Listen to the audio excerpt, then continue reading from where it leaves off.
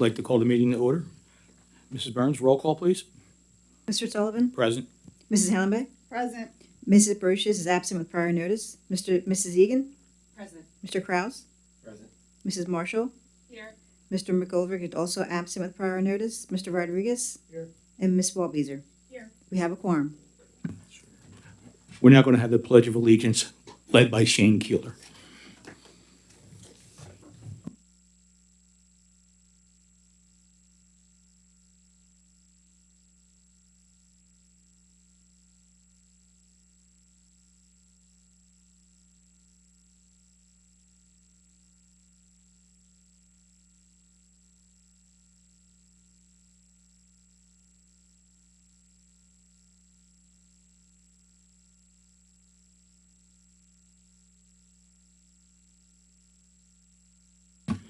The board met in executive session this evening prior to this meeting to discuss matters related to potential litigation and to receive information on the potential sale of real property.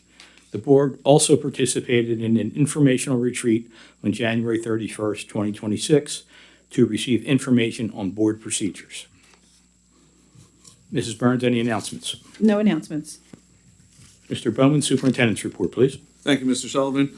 First, congratulations to the cast and crew of the Addams Family Musical, which was staged this past week at the high school. I had the opportunity to catch the show and was super impressed with the energy and creativity on display and the incredible talent of our student performers. I truly believe the level of our theater productions here in Neshaminy is on par or even better than some professional shows. It takes a lot of hard work and dedication to reach that level, and it was obvious that these kids poured their hearts into their performances. Congratulations, everybody. This past Friday was Go Red Day at Albert Schweitzer Elementary School. Each year, the staff and students celebrate this day by raising funds to benefit the American Heart Association and by highlighting the importance of cardiac health.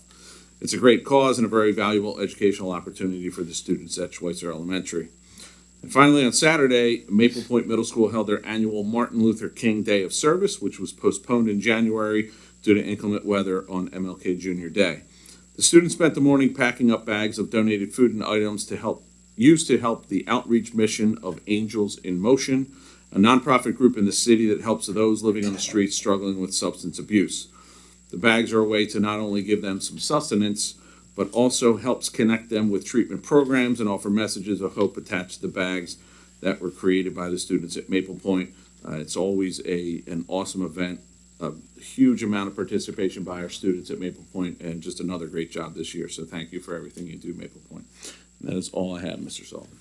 Thank you, Mr. Bowman. That's going to bring us to the first public comment period. And I had mentioned the informational retreat we had on the 31st, and one of the things that came out of that is we were going to start reading the public comment excerpt. So I'm going to read it now. Public participation in board meetings. All regular and special meetings of the board shall be open to the public. Since the board desires to be a good listener and be responsive to the community, persons desiring to address the board may do so during the time allotted on the agenda and according to established procedures.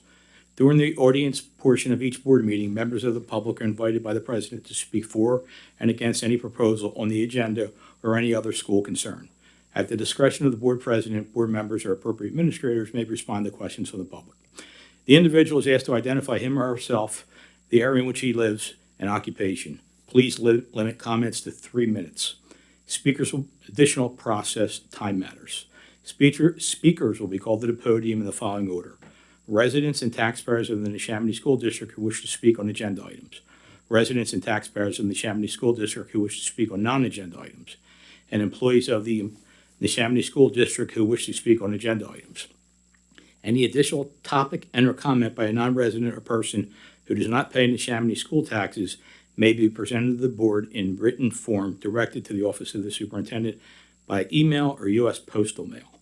There will be a 1-hour time limit to public comment at the beginning of the meeting. When all those who have registered to speak have been heard, others may speak, time permitting. There will be an additional period for public comment limited to 3 minutes per speaker prior to adjournment. Registered speakers who have not spoken will have the opportunity to speak first and use 3 minutes. They will be counted as first session speakers. No speaker may speak more than once during each comment period. The board is very interested in audience comments. The board will listen to and research, if necessary, all audience comments Any additional follow-up will occur through district administrators. Should matters be presented of a controversial matter, the board may refer them to proper committee or hold them for inclusion on the agenda of a subsequent meeting. Mrs. Burns, any sign-ups to the first public comment period? Yes, Steve Parentano?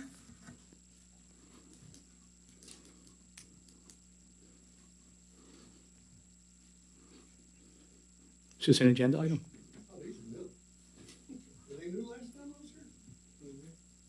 Hit the red button. It's on. Oh, it's got to be red. Now it's on. Well, sometimes you learn new things, right? A Class A apprentice program that's approved under the U.S. Department of Labor or a state labor board. Wait. Wait a minute, you didn't.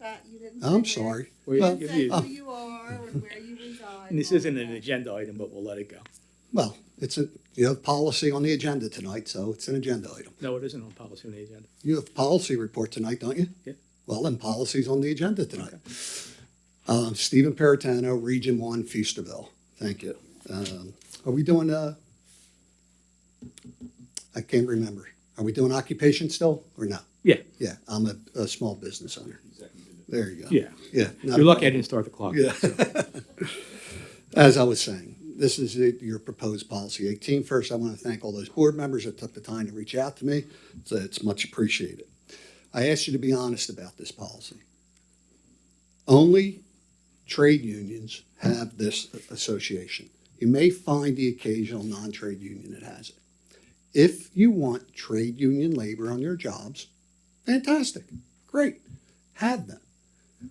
Don't be under the illusion that they're going to save you money, have less change orders. Change orders are driven by design. A contractor does not make a change order. Contractor's on the job, tries to put A and B together, A and B doesn't go together, then they go to the architect to find out why. That's how it works. There's 4 primes on a job. Your main prime is your GC, and you have mechanical, you have your electrical, you have a plumbing, you could have more primes on your job. You have not had any issues tremendous with your past projects.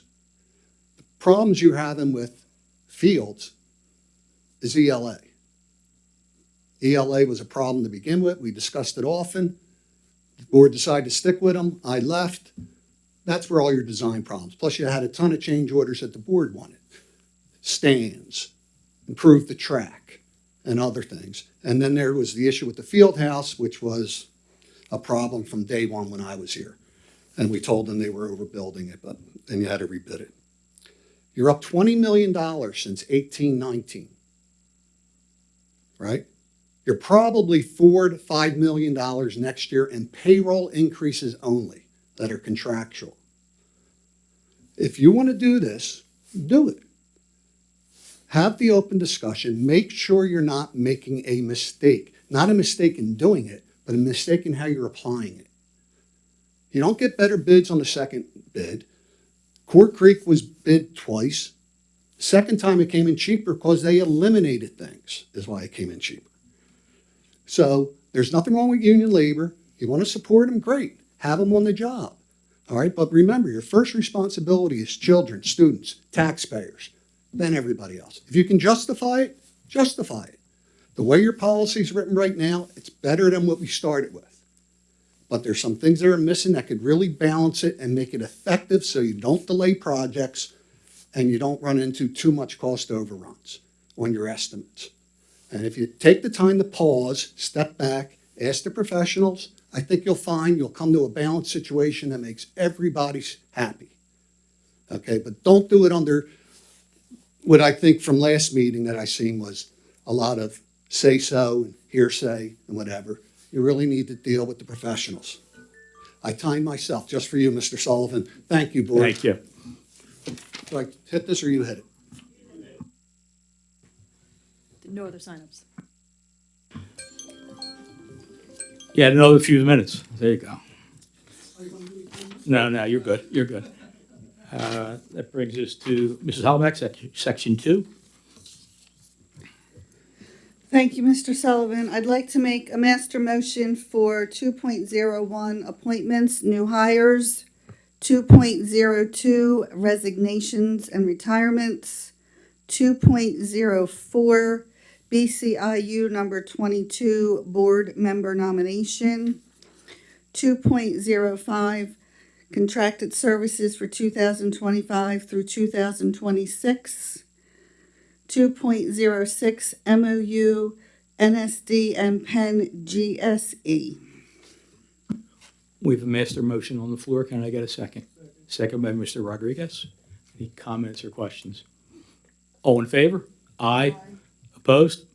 Motion passes 7-0. I'd like to make a motion for 2.03 BCIU number 22, 2026 through 2027 program and services instructional materials research services budget. Whereas the Neshaminy School District is one of 13 school districts in Bucks County that utilizes the services of the Bucks County Intermediate Unit number 22, and whereas the Neshaminy School District contributes to the support of the Bucks County Intermediate Unit, and whereas the school code requires that the intermediate unit budget be presented and acted upon by the Board of School Directors. Now therefore be it resolved that the Neshaminy Board of School Directors hereby approves the Bucks County Intermediate Unit Program and Services Instructional Materials Research Services budget for 2026 through 2027 in the amount of 2158802, with our district share to be 115149 and an increase of 447. And there are 2 files attached. We have a motion on the floor. Can I get a second? Second by Ms. Walbeezer. Any comments or questions? All in favor? Aye. Opposed? Motion passes 7-0. Oh, roll call. I'm sorry. Yeah. You told me that before the meeting, so. Mrs. Burns, roll call, please. Mrs. Egan? Aye. Mrs. Allenbeck? Yes. Mr. Kraus? Aye. Mrs. Marshall? Aye. Mr. Rodriguez? Mr. Sullivan? Yes. And Ms. Wolbezer? 7 yes. Same result. I'd like to make a motion for 2.07 acceptance of donation. Whereas the Neshaminy School District has received a donation of a lending library for Core Creek Elementary School from the Neshaminy Kids Club through the Office of Child Development and Early Learning, OCDEL. Now therefore be it resolved that the Neshaminy Board of School Directors hereby accepts the aforementioned donation. We have a motion on the floor. Can I get a second? Second by Mr. Rodriguez. Any comments or questions? I would just like to thank the Neshaminy Kids Club for their wonderful donation. They've always donated to all of our schools, and it's truly much appreciated. Thank you. All in favor? Aye. Opposed? Motion passes 7-0. That brings us for the items for approval at the public board meeting. Will it be routine business matters? 3.02, there will be overnight trips, there will be 3 of them, and the George School payment in lieu of taxes agreement. What happened to the pension for ex-board members? Not on the agenda anymore? Once they figure out how to use the podium there, they qualify. Okay. That brings us to committee reports. Business operations, Mrs. Hollenbeck. Thank you, Mr. Sullivan. We had our first business operations meeting 2 weeks ago, Yeah. 2.5 weeks ago, and it was all about the budget. And I can say that we have a lot of work to do. It's only our first pass, so while the numbers may seem shocking, we will get them under control. But as it stands now, we are 14 million, deficit of 14 million. And as the trends continue going forward, we're going to have to just be creative. I highly recommend that people come out to the committee meetings because that's where more of the negotiations and the conversation, I shouldn't say negotiations, but that's where more of the conversations and questions get answered, and we have a lot more of an open dialogue about things we can do and cannot do. I just know it's a very daunting budget this year, but we'll get it done. Thank you. Thank you. Mr. Rodriguez, Educational Development. I have nothing new to announce. However, our next meeting will be Tuesday, March 3rd at 6:30 in this room. Brings us to policy. We had a policy committee meeting. I think that was about 2 weeks ago. It was the day before, the day after business operations. We reviewed a number of policies. A number were amended. There was a new policy, 817, which Mr. Puritano referred to, which we moved to first policy reading at the last meeting. And there's some other policies we're discussing, which we will come back to at the next policy committee meeting on March 19th at 6:30 in this room. Representative reports, IU Board, Ms. Wolbezer. Thank you. Before we do that, I had some questions about the committee. Should I do that now or later? It doesn't matter to me. We could do it now. Before the representative reports? Well, if it's related to that committee, let's stay on topic of that committee. Well, right, it's related to the policy committee. At the last meeting, I had asked some questions about how it was beneficial, policy 817, and how it wasn't. It was brought to my attention at the last meeting that we made a board motion about it, and we did. And I went back to the board motion and I looked at it. And the motion that we put out on the floor was in October of last year. And it says that the Neshaminy School District hereby directs the district solicitor and district administration to begin preparing a draft responsible contractor policy for public works projects, and be it further resolved that the district administration and solicitor shall conduct research, consult with stakeholders, and present a draft policy review and consideration. So my question is, what district administration was involved in the policy construction of it, and what kind of research was conducted with it? And the reason I ask that is because I don't know if I'm for the policy or against the policy. I am doing my own research on the subject. But, for example, the bus patrol, we met May 9th, April 11th, and back in November of 2024, and we didn't approve the policy and board until February of 2025. The usage for the facilities committee went to policy to change the fee structure at least twice. Correct me if I'm wrong, Mr. Rodriguez. It might have been more than that.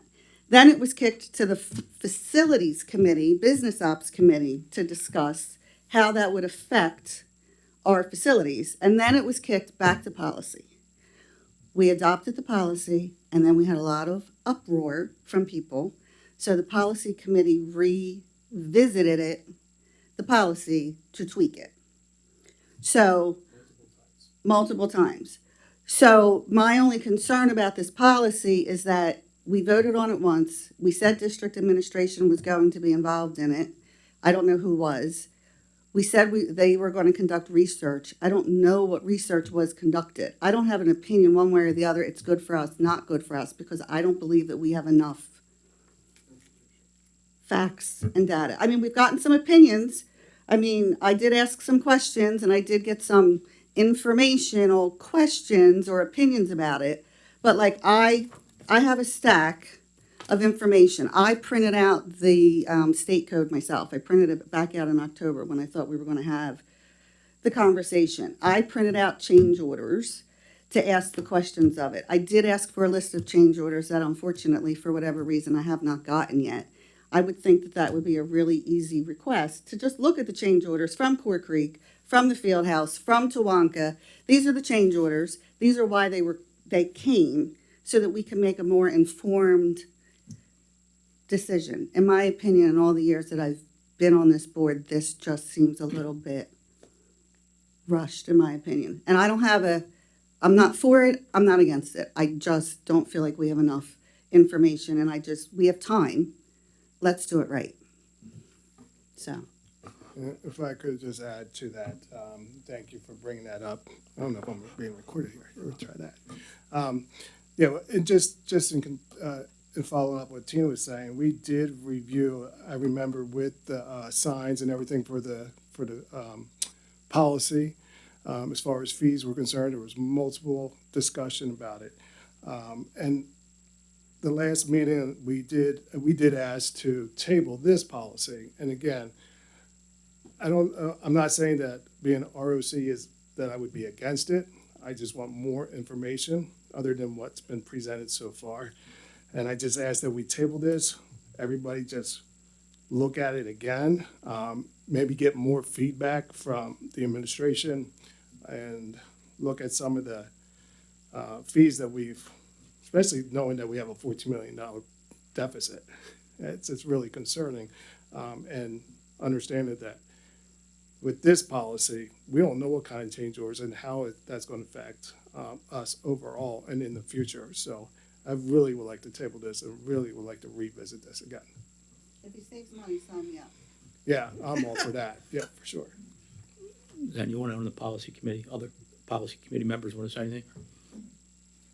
I mean, I can say we were at the meeting and we discussed it there, Right. and it's gone through the usual procedure that I know of as being a board member. And I think every policy is individual. Like facilities had some issues with it, and then that's how the board functions. We take public comment into consideration, and then we'll go back and re-examine something if there's a problem.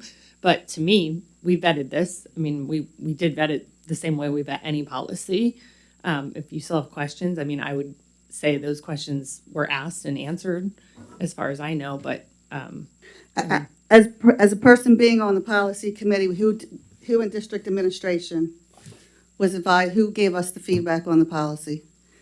I think we all did a lot of our own research on it, I think is what it came down to. I know, could but tell you. the policy that we voted, the thing that we voted on in October said that the district administration and solicitor shall conduct research, consult with stakeholders, and present. Like what district administration, I don't know if there's any, administrators? but we were comfortable with the policy, and I do want to note that, like, every school district around us has the RCO. That doesn't make it right. Every township around us has the RCO. I'm not sure what getting old change orders proves. It's like, it's a lesson in futility is what it comes down to. So I just think, I kind of see where you're going, but I'm not in agreement with it. I'm comfortable with moving forward with it. That's where I'm at with it. The reason I asked for change orders is because it was mentioned several times that it'll save us money for change orders. Okay. Look, if we had this change order from this project, if we had this policy, we would have saved this money. Well- And my other question is, yes, Ben Salem, Bristol, all of these other districts around us do have the policy. However, a quick Google search would see Bristol was over budget and over time, and they had an RCO. Ben Salem was over That was a time. project labor And, agreement. Don't and confuse it. I mentioned Damon Spars at the last meeting, who has been our construction manager for all of our projects. We trust him. The previous boards have trusted him. We've relied on him. We've asked him for feedback on various things since he does work with school districts that have this policy. What is the harm in asking his opinion about, hey, this is good, this works well, these are some challenges that you could face, have you thought about this? We do that with everything else that we discuss. Was that done with this policy? And that's my question. Why wasn't our construction manager, who we've used for everything, brought out an opinion? Sorry. I think to your first question, it is probably more a question for, well, the solicitor, because the solicitor was the one who provided the draft language for the proposed policy. It would not have come directly from the administration. It would have come from the work that the solicitor did, not from work the board or administration necessarily did independently. So I think the question is, That's not how it's been in the past. I can tell you that. well, I think But I'm just saying, in this case, it sounds like the question related to the drafting of the language for the policy is a question that Kay can probably get the answer from John as to what was consulted and how, but Well, also, the policy says, be it further resolved that the district administration and solicitor. So cabinet members that are right here, who in the district administration was consulted with this policy? We voted on this. This is what we said that we were going to do. District administration and solicitor. What district administration was involved in this policy? I mean, it's a simple question. Hey, we had 6 people involved in it. Nobody. It was just the solicitor. We voted on it, worded this way. So We voted on it to move it to policy, and in policy, we came out of policy. that the district administration and solicitor shall conduct research, consult with stakeholders, and present a draft policy. What stakeholders were consulted with? What research was done? Why did we not get involved with our construction manager who we've used for every project? What district administration was involved in creating this policy? Be it further resolved that the district administration. I mean, it's a simple question. I'm not trying to be difficult. That's what we voted on. Was what we voted on done the way that we constructed this policy, not policy, amendment that we voted on? Procedure for that. Other board members who have RCOs, that's where I went, What other And- board members in other in districts. other districts? Well, where's the information on that? I spoke to them myself. You can I- call them. I And we talked about it in policy committee. You yourself say about it's I important to was- come to committee meetings. I'm on the policy committee meeting, and I wasn't there that evening when you had this discussion. But it was on the So it agenda. was- Well, I can't help you weren't there, right? Oh, Marty, come on now. No. Okay? Mr. Sullivan, you know, in prior policy reviews and stuff, you can see that there is, we approved it to have the first reading. Okay, you had the first reading. Now, you know there's multiple board members here, or at least myself and Ms. Hollenbeck, that are questioning this. And just want just a little more information, so we're asking it to table it before a second reading is done. When's our next policy meeting? March 19th. You So- can't table it tonight anyway, because it's not on the agenda. If you Okay, want to ask so to on table it March at the next meeting. 19th, so March 19th, I think we should, bring this back up, get all the facts that we're asking for, maybe have some people talk about it, and have a little more of a discussion. Well, Get our administration involved, whatever the solicitor has already provided to us, I mean, we'll review that. But I just think it needs just a little more discussion, and get some answers that are being asked. So my first question is, based on the agenda that we approved back in October and how it reads, and it's right here. I didn't make it up, but this is what it was. It's on board docs.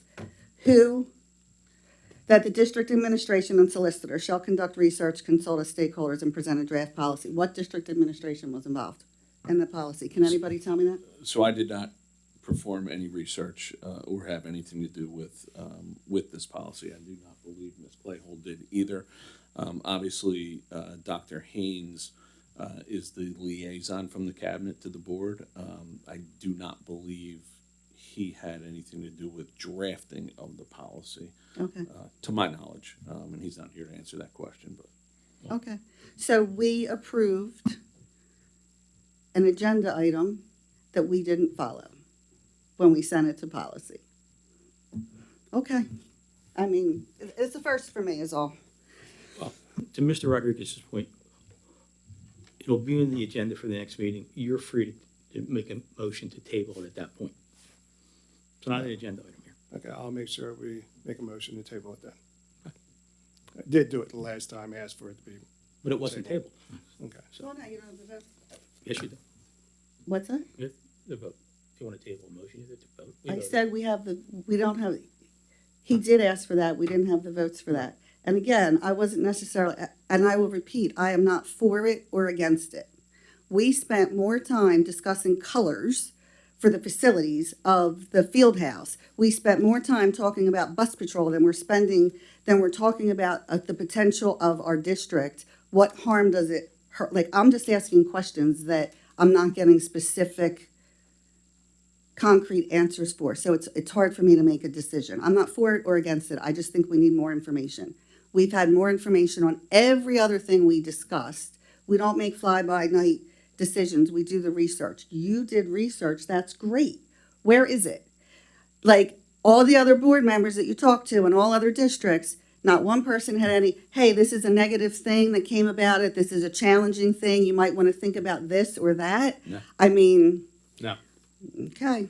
So who did you talk to? Bring them in here. Why can't Damien come speak to us? He speaks to us about everything else. I don't understand why we're not being transparent with this. I just don't get it. But it is what it is. All right. We'll move on to representative reports. Ms. Walbeezer? Thank you, Mr. Sullivan. The last meeting of the Bucks IU Board was January 20th, and we had unprecedented public comment at that meeting on the ending of the contract between Bucks County and the IU to provide hearing, vision, and mobility and orientation services for infants and toddlers in the county. The board continues to explore ways to advocate for these children and their families. The next meeting is Tuesday, February 17th. PSBA liaison, Mrs. Marshall? Oh, sorry. Yep. Mr. Rodriguez? Thank you, Mr. Sullivan. The Board of the Neshaminy Education Foundation met here at Maple Point on Monday, February 2nd. During this meeting, they discussed plans for the upcoming Harlem Wizards game, which will be held Saturday, March 14th in Gym 3 at Neshaminy High School at 7 p.m. This super entertaining, high-energy fundraiser game has become an annual favorite for Neshaminy families. Tickets are now on sale at www.neshaminy.org/wizards. Sponsorship opportunities are also available. The next NEF meeting will be held on Monday, March 9th. Here at Maple Point, 4 p.m., members of the Neshaminy community are invited to attend and join the NEF in their mission to support our Neshaminy students and schools. Thank you. Thank you. Mrs. Marshall, PSBA liaison. On Tuesday, February 3rd, the governor delivered his annual budget address, which officially kicks off the state budget process. Stay tuned for more exciting information on that. Thank you. Tech school. Who's doing tech? We have nothing at this time. Thank you. All right, that brings us to the closing of the meeting. Brings us to the second public comment period. Anyone have any future topics? First, I'd like to make a parliamentary inquiry to the solicitor. Wasn't there a recent court decision from the PA Supreme Court regarding sunshine law and adding things to the agenda was then allowed? There was, things can be added if there's a majority vote. If there's a All right. motion to add something to the agenda, and then you need a majority vote to actually go ahead and add it. Thank you. All right, Stephen Peritano, again, from Feasterville, Region 1, I'm self-employed. Why wasn't I at the policy meeting? Because the policy agenda didn't state what you were discussing. The policy agenda, if you go look at it, states something like new policies for talking and some numbers. Not one description of what those policies were. I was on the policy committee for 9 years. Never would have done that. I was at every policy meeting from 2009 to when I left in 22. I can count on one hand how many I missed. That's not how we conduct policy meetings, okay? If you want the public to be informed, if you want the public to show up, give the public the information. It's embarrassing that you didn't. Now, whatever your reason is for the policy, I don't care. What I care about is that you do it right. You have the policy, collect the information, make the decision. If you don't think you can make an informed decision, then you need to abstain.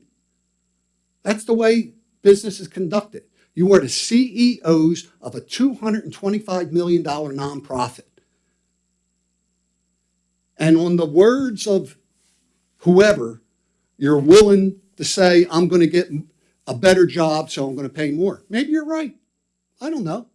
But I've done enough projects to know you're probably not.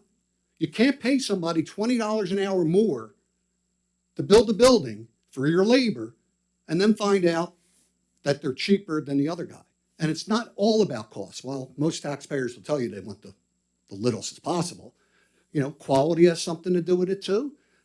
What are you afraid of? Have the conversation. If you still decide, hey, yeah, this is the right thing to do, vote it in. Great. Okay? But have the conversation. Now, quickly, I just want to, on another note, scholarships. As many know, my family has sponsored a scholarship for the last 8 years. We've been glad to be able to contribute about $10,000 to seniors graduating Neshaminy, pursuing engineering, in memory of my son. It's been a great experience. We plan to continue to do it, and I think we've awarded about 20 students. I've complained since day one, we need to do a better job advertising the scholarships. Tens of thousands of dollars are left on the table every year. I don't know why. I get maybe 3 to 5. One year I only had 2 submissions for kids entering engineering. We have more than 2 kids entering engineering. Okay? So I had asked before to catalog them, to start sending them out in junior year. We have a massive email system that's underutilized.